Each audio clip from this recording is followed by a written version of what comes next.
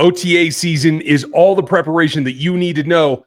Guys will stand out and make their mark. Who's it going to be today on Locked On Chiefs? From the land of the free and the home of the Chiefs, this is the Locked On Chiefs podcast. Welcome back, Chiefs Kingdom. Thanks for making us your first listen here on Locked On Chiefs, part of the Locked On Podcast Network, your team every single day. Go make another Locked On show your next listen. We appreciate you, and you everydayers. We know that you're out there and you're always listening. We appreciate you. We do this show for you. You can get that much more every day at 816-357-8781. That is our text line for the core, the in the know, the locos, as we call them. This is the part of the season that starts to get very interesting, and we have to talk about possibilities. We are going to do that today with my man, Chris Clark, over at KC Chiefs Corner. I'm Ryan Tracy from NFL 33 and RGR Football. You know us. We've done this. If you don't, if you just found us today, we've been doing this show together for 9 years, a previous podcast for a year before that. We've both been covering this team for going on 15 years. For me, like one less for you, right? Like we've had it for quite a while. And we're just going to keep it rolling. So we've been here through the bad years. I remember the Haley days. And now we're here where we're trying to go back for another one. Don't make me remember those. Sometimes you have to, right? You got to know what didn't work to appreciate what does. So that's what we're going to talk about today. In the end, I want to see what I want to see. I have criteria. Chris has criteria. Give me what I want. We're going to talk about that later in the show. Before that, some newcomers that do mean something and who has a chance to mean a lot. That's coming in a little bit. And we start where it should start, is who are the key players to watch this offseason as they get ready to morph into this version of the 53 for the Kansas City Chiefs. There's a lot of options here. I don't even know where to start. So who stands out most to you? Who to watch? Who to watch this OTA season? Man, there is a long list of guys that I want to see. And I'm going to start with Rashee Rice. And I know that's a little bit of a weird one, but I want to see how he's coming off his injury and if he's actually doing anything with team. I'm also curious about one of their new draft picks, which we can talk a little bit more about in newcomers. But I am curious about the left tackle they drafted. I mean, is he going to be out there doing team drills, or are they still going to be doing individual drills? That's kind of the stuff that I'm really curious about. I don't like getting too excited about stuff that we see in shorts because it's in shorts. But it's, can those players get out there and move? Yeah, and that's key. And you're absolutely right. We do this every year. We get super fired up about somebody who's exploding in OTAs. We get to camp, things slow down. We get to the season and they're not actually participating. We got to guard against that just for our own expectations and letdowns, right? But there is a method to the madness. The Chiefs want to know what they have in certain players and certain guys who they don't expect to get a ton of snaps during the season. They want to showcase them here and now. We'll talk about the rookies, but one of them already got that treatment in the mini camp, etc., and will continue through OTAs. But for me, it's not the newcomers that we're going to talk about in a little bit. It is the guys that have to go through evolution, and there's no one more at the top of my list than Kingsley Suamataia, because his evolution really got sidetracked, derailed, you could call it, because of, I think, an overreaction to a bad performance against Trey Hendrickson, which maybe nobody was going to have to face this year. Way to go, Cincinnati. I think that confidence is a big thing. Technique is a big thing. Progress is a big thing if you're drafting a guy to play for you right away. And that's certainly what happened to him. But now he has a chance to shift, to refocus on what may be some think it's a better position for him. I don't necessarily agree with that, but when you have another first-round talent that you just selected and you just brought in a significant free agent at the position, I can see where this shift needs to pay off. And the hard part for Kingsley is that he's got to take over for a Hall of Fame candidate guard. Joe Thuney will hit the Hall. It will not be a question. It won't be slow. It'll be right away. That's a difficult order. So for a guy who was maybe beat up a little bit in terms of confidence, in terms of his progression, he has to jump into the fire. And I want to see him take every snap at left guard with the ones this whole OTA season, because I think he needs it in order to get familiar and get back to feeling like himself. Yeah, he definitely does. And It's going to be interesting because you look at this entire offensive line. Jalen Moore's who we think is going to be their starting left tackle. It could still end up being the rookie. Yeah, it could still end up being the rookie, but we think it's going to be Jalen Moore. Kingsley Suamataia is who they seem to want to play left guard. So getting him there, getting him snaps with Creed Humphrey. The interesting thing on this is it's a little bit different than it would be normally because you have a franchise player in Trey Smith who's already signed his tag, so he will be there. You already know that from center over to the right side of the line, you already know who your guys are there. But getting guys snaps next to the guys that they'll be playing with, like Creed Humphrey and Jalen Moore, it may not seem like a big deal, but getting them those repetitions and getting them used to seeing how different players are going to be doing things, even in OTAs, helps build for the regular season and helps you get chemistry as an offensive line. Yeah, absolutely. It is imperative. On the other side of the ball, the guy that I really want to watch the most because he got the special Spagnuolo treatment last OTA season, right? Came on, played some significant snaps, made some significant plays. Now, with the departure in the safety room, it is Jaden Hicks's role to now step into what Justin Reid did. I don't think he should play high, whether it's single or split, as often as Reid did. I think he is better in the box, but that's probably true of every safety on this roster, except for Mike Edwards. And I think that transition is something that I need to watch here. How much time does he have to spend with Spags or Dave Merritt? Because for a year into the system, that actually gave him a lot of time to ramp up. I feel like he's ready, but I need to see it here early and see if they trust him. Well, yeah, and it's always going to be curious to see what Dave Merritt and what Spagnuolo do with the DBs.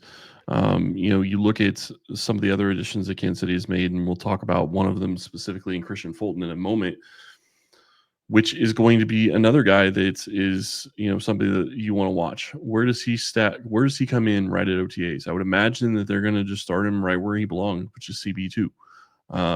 That's where he should be.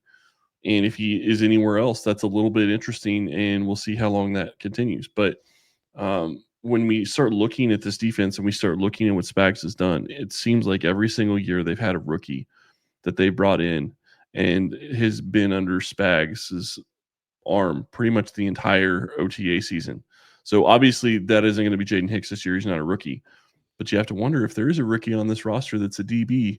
Oh, wait, they drafted somebody in the third round. That may be. Yeah. We're going to talk about Nohl Williams and just how much treatment he's going to get from Spags coming up next.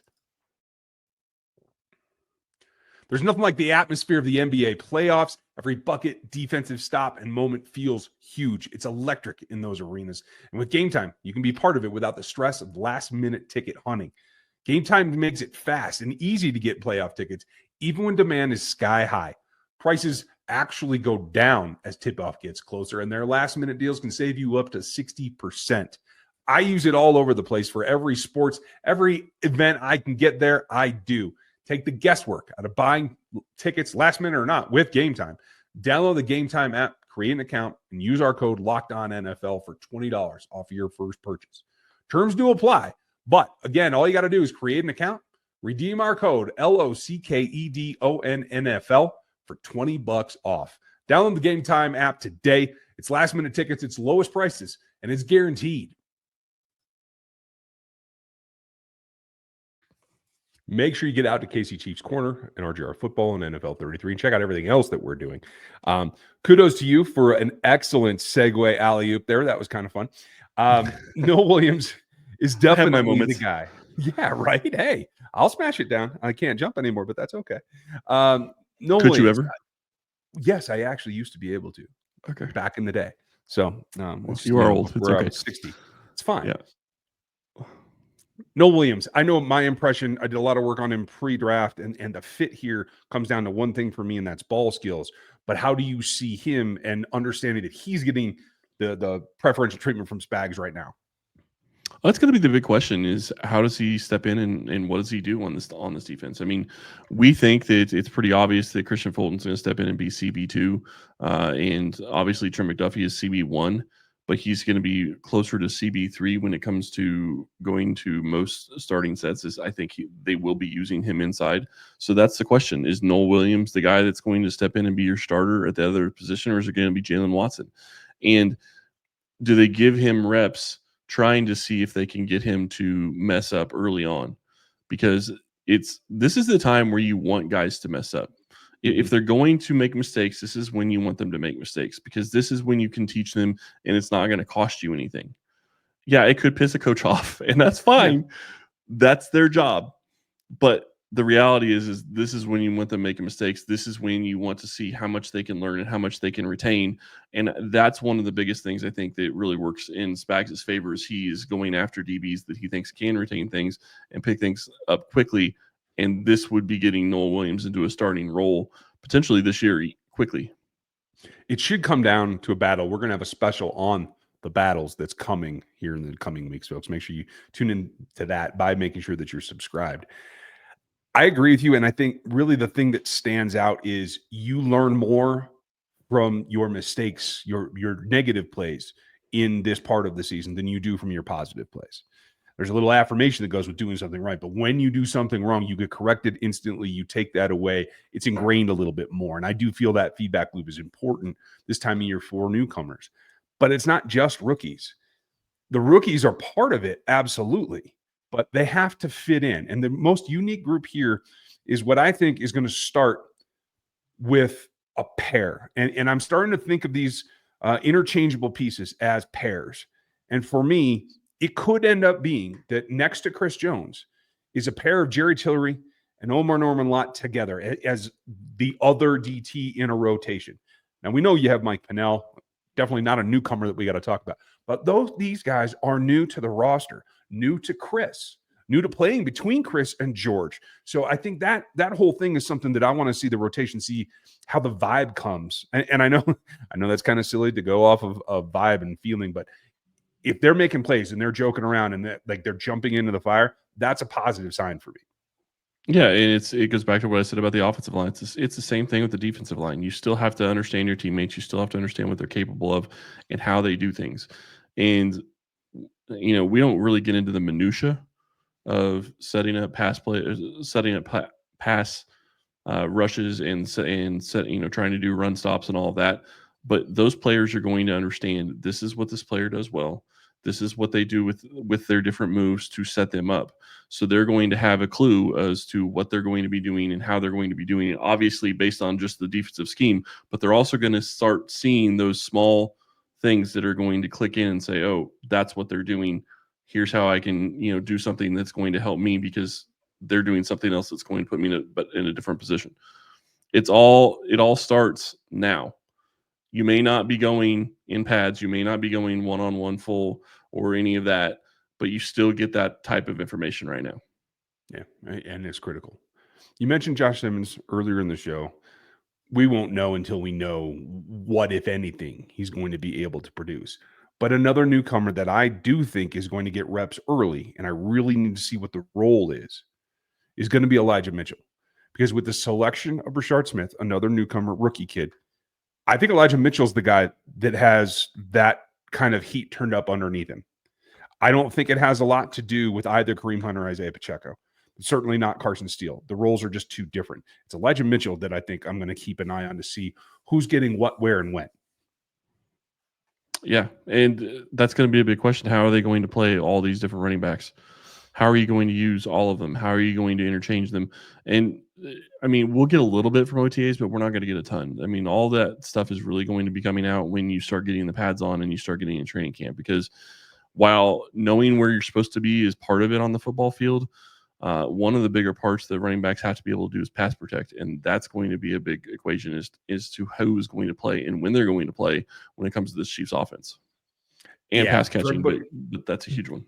I was just going to say, yeah. And for everybody who's excited about Brashard Smith, and I am one of them, it does come down to you're going to see a lot of passes to running backs in these coming OTA camps and certainly mandatory camp, because that's what you can do this time of year. The differentiator that might actually determine whether you get on the field or get onto the roster is going to be when the pads come on in camp. We're just going to have that delayed reaction. Yeah. And it's going to be fun to see how they rotate guys in and how they, sprinkle in. How do you sprinkle in Elijah Mitchell early on? How do you get Brashard Smith to see any reps with Patrick Mahomes and the ones, just to kind of get a feel for that type of thing and that type of chemistry, because they're playing against air right now. It's not going to matter. It's just getting those types of, it's getting chemistry worked out. It's trying to understand how each player moves, and that is going to make a big difference when it comes down. Another guy that I would say is a newcomer that I'm really looking forward to seeing is Jalen Royals. I just want to see him get on the field. And obviously, when we talked earlier about guys doing stuff in shorts, this applies even more so to wide receivers and corners than it does the offensive linemen.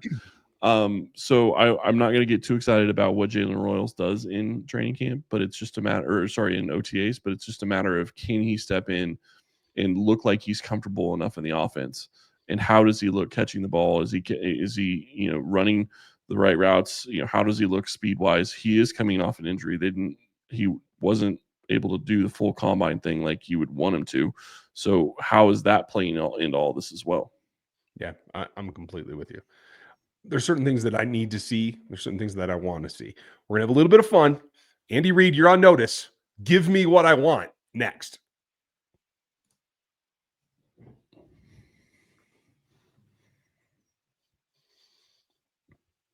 Give you what you want. Yes, this is what I need. This is what I want. I love being able to throw an ultimatum at Andy Reid knowing that he's never going to listen to it. So that's perfect.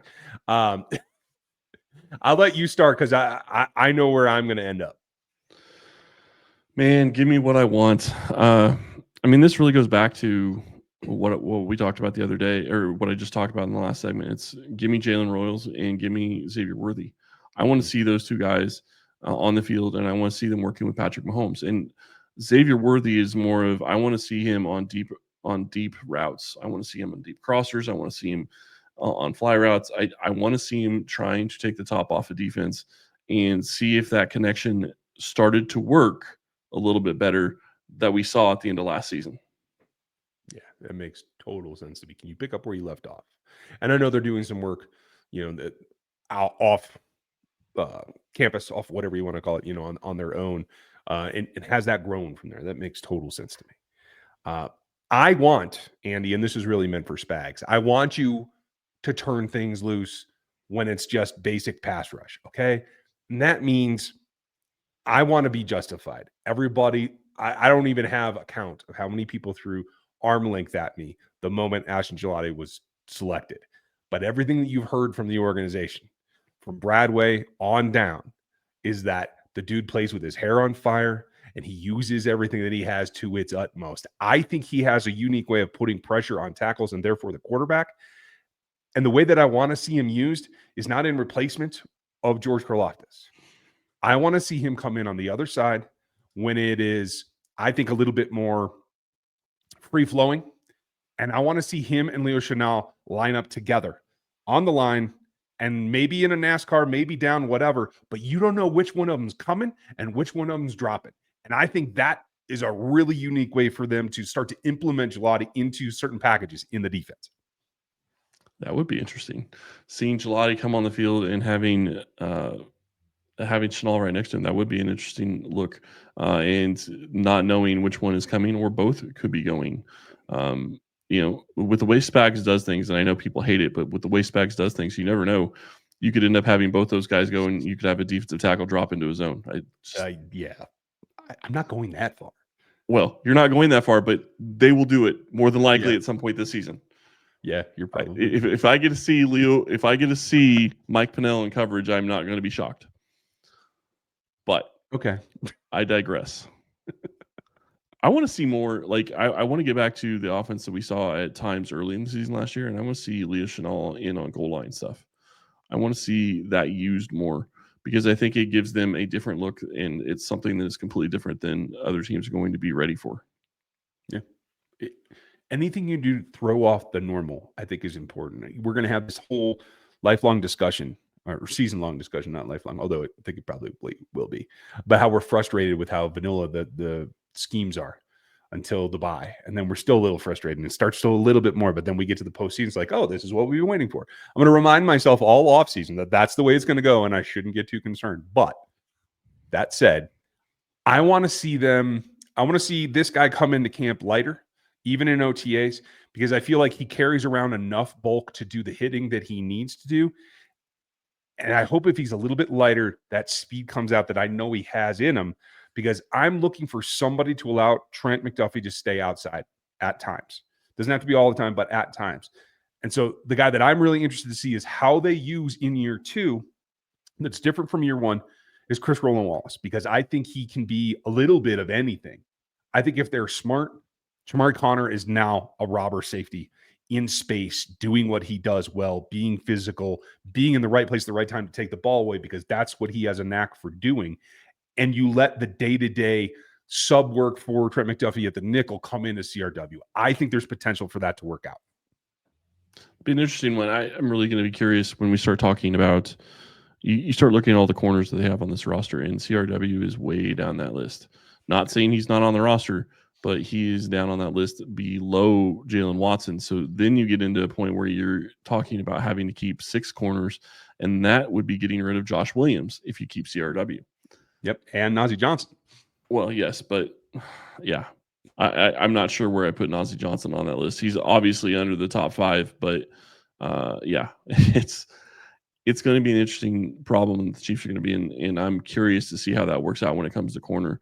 When you start looking at this team, I really want to see, and it's not a newcomer, I want to see what they do with Hollywood Brown, because I remember everything that happened in training camp last year. I remember how good he looked. I remember what they did and how much they looked like they were going to use him, and then all of a sudden he's not there. They go back to that, or are they going to add to it? I would imagine they're adding to it, and I would imagine he's going to have he's going to be not necessarily a focal point, but very close to a focal point of this offense in 2025. I certainly hope so. That was going to be the one that I go to next as well, because I think usage for Hollywood is drastically different with year 2 Xavier Worthy than it was with rookie Xavier Worthy, who didn't know the offense, et cetera, et cetera, et cetera, for all the reasons, right? But that kind of unlocks Hollywood, I think. The progression that we saw from X, I think, helps Hollywood. And as long as he can stay healthy, we know he's had a string, and obviously he was out most of last season.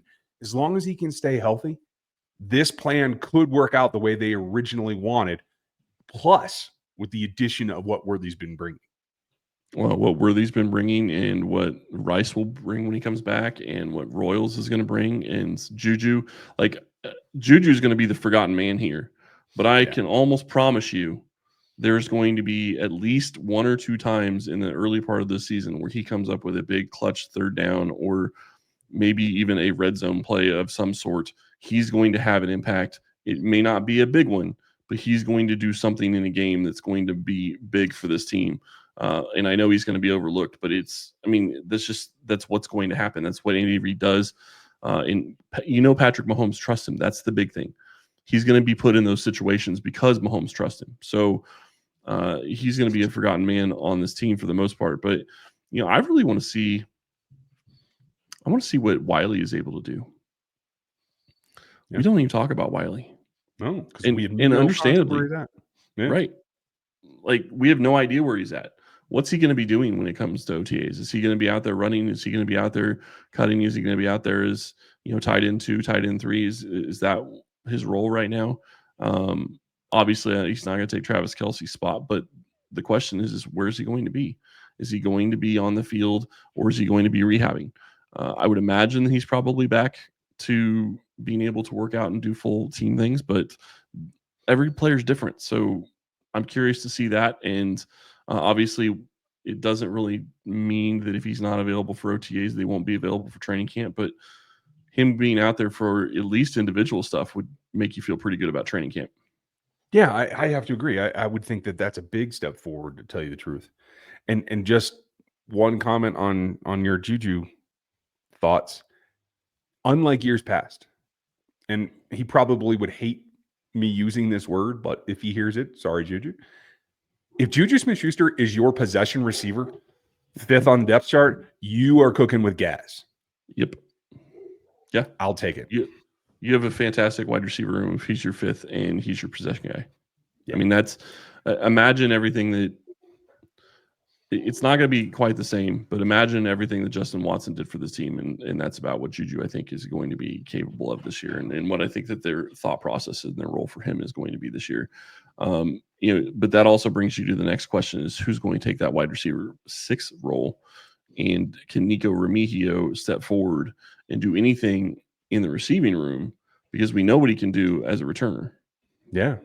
Because the alternative is likely them keeping Sky Moore. And I don't think Sky can bring you special teams work. I think that ship has sailed. And I think confidence from Mahomes is a forced thing with Sky Moore at this point. So I can't say that that's the best thing for the roster, but I have trouble seeing Andy Reid part ways from a draft pick before his rookie contract's up. It's happened once or twice, but not very often. Yeah, I think that this is going to be an exception closer to reality than some of the others. Fair enough. What do you guys think? Especially on Sky, I know a lot of people have feelings, emotions. There's a lot of opinions out there on that one.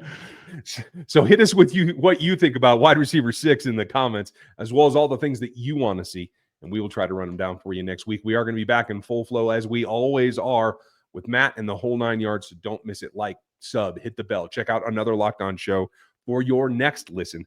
Go to KC Chiefs Corner and NFL 33. Caroline just put out a great piece for us.